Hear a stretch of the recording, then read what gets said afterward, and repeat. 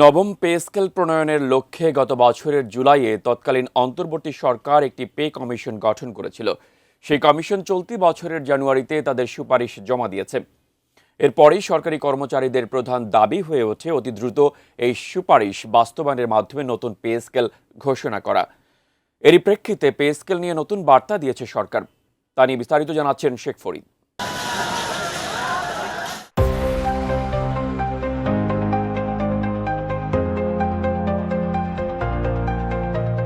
সরকারি কর্মচারীদের বহুল প্রতীক্ষিত নবম পে স্কেল বাস্তবায়ন নিয়ে ধীরে ধীরে অগ্রগতি হলেও এখনো চূড়ান্ত সিদ্ধান্ত আসেনি। বিএনপি নেতৃত্বাধীন তারেক রহমানের সরকার বলছে প্রস্তাবটি বর্তমানে পর্যালোচনা পর্যায়ে রয়েছে এবং প্রয়োজনীয় যাচাই বাছাই শেষে পরবর্তী পদক্ষেপ নেওয়া হবে। প্রধানমন্ত্রীর অর্থ ও পরিকল্পনা উপদেষ্টা রাশেদ আল মাহমুদ তিতুমির জানিয়েছেন, পে স্কেল সংক্রান্ত প্রতিবেদন জমা দেওয়ার পর একটি সচিব কমিটি গঠন করা হয়েছে। এই কমিটি প্রস্তাবের বিভিন্ন দিক বিশ্লেষণ করছে। তাদের সুপারিশের ভিত্তিতেই চূড়ান্ত সিদ্ধান্ত নেওয়া হবে। বেশি বেশি গোল্ড কিনে হাফ গ্রাম গোল্ড বার জিতে নিন প্রতিদিন। সরকারি সূত্রে জানা যায়, নতুন পে স্কেল বাস্তবায়নের জন্য ধাপে ধাপে পরিকল্পনা করা হয়েছে। প্রাথমিকভাবে 2026 সালের জানুয়ারি থেকে আংশিক বাস্তবায়নের কথা চিন্তা করা হলেও এখন তা পর্যালোচনার মধ্যে রয়েছে।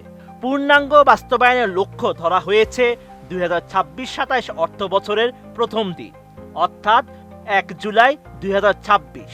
কিছু ক্ষেত্রে জুন মাস থেকেই ধাপে ধাপে কার্যক্রম শুরুর সম্ভাবনার কথাও শোনা যাচ্ছে। এদিকে নতুন পে স্কেল বাস্তবায়নে বড় অঙ্কের অর্থের প্রয়োজন হবে। আসন্ন বাজেটে এ খাতে অতিরিক্ত 22 থেকে 25 হাজার কোটি টাকা বা তারও বেশি বরাদ্দ রাখার প্রস্তুতি চলছে বলে সংশ্লিষ্ট কর্মকর্তারা জানিয়েছেন। অন্যদিকে সরকারি কর্মচারীদের বিভিন্ন সংগঠন দ্রুত পে স্কেল বাস্তবায়নের দাবিতে আন্দোলন চালিয়ে যাচ্ছে। তারা কলম বিরতি, বিক্ষোভ ও স্মারকলিপির মতো কর্মসূচি পালন করছে এবং দ্রুত দৃশ্যমান অগ্রগতি না হলে আরও কঠোর কর্মসূচির হুঁশিয়ারি দিয়েছে। বিশ্লেষকদের মতে, নতুন পে স্কেল বাস্তবায়ন হলে প্রায় 15 থেকে 20 লাখ সরকারি কর্মচারী ও তাদের পরিবারের জীবনযাত্রায় ইতিবাচক প্রভাব পড়বে। তবে সতর্ক করে অর্থনীতিবিদরা বলছেন, অতিরিক্ত ব্যয়ের কারণে বাজেট ঘাটতি ও মূল্যস্ফীতির উপর চাপ বাড়তে পারে, যা সামগ্রিক অর্থনীতিতে প্রভাব ফেলতে পারে। Sheikh Farid, ATN news.